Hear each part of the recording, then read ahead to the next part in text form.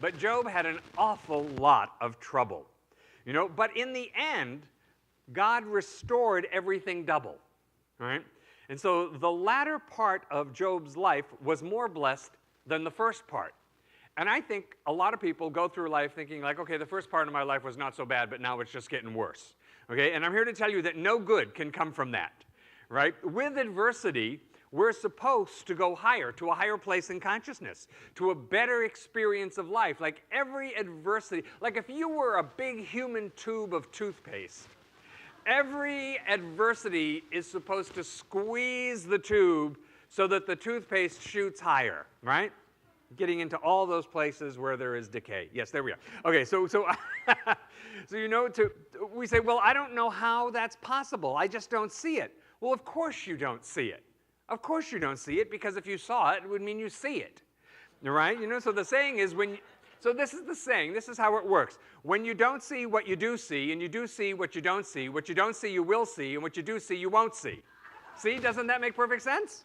Right? I'll say it again. When you don't listen, when you don't see what you do see, and you do see what you don't see, then what you do see you won't see, and what you don't see you will see. See? That's the starting place, right? That's the starting place. In other words, what Zechariah says in the Old Testament, he says, be ye prisoners of hope. That you have to have hope. You have to always, always, always have hope.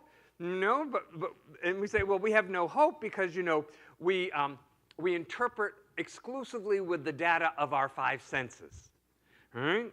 And our five senses, as good as they are, I'm particularly fond of taste myself. So I'm not saying we shouldn't pay attention to our five senses, but they cannot be the ultimate, because our senses will not always give us an accurate accounting. Like, our senses will tell us that the world is flat, right?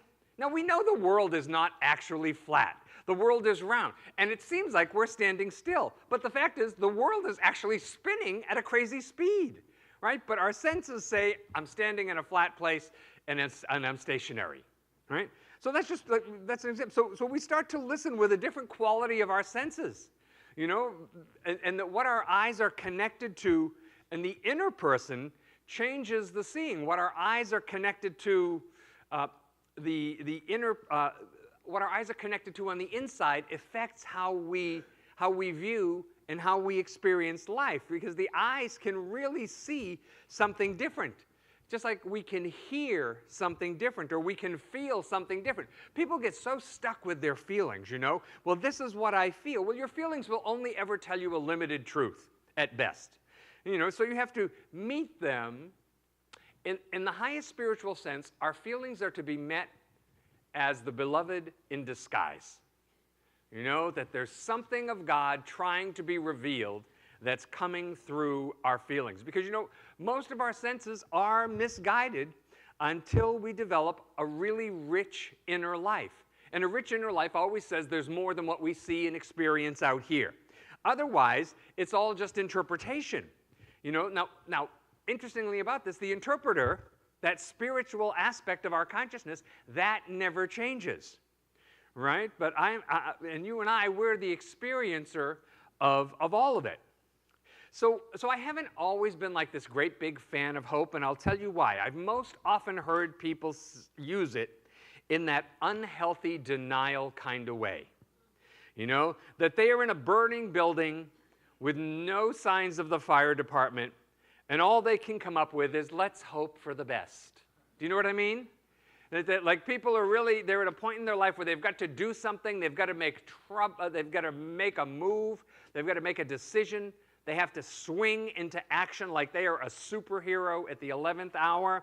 And all they can come up with is, well, let's hope for the best.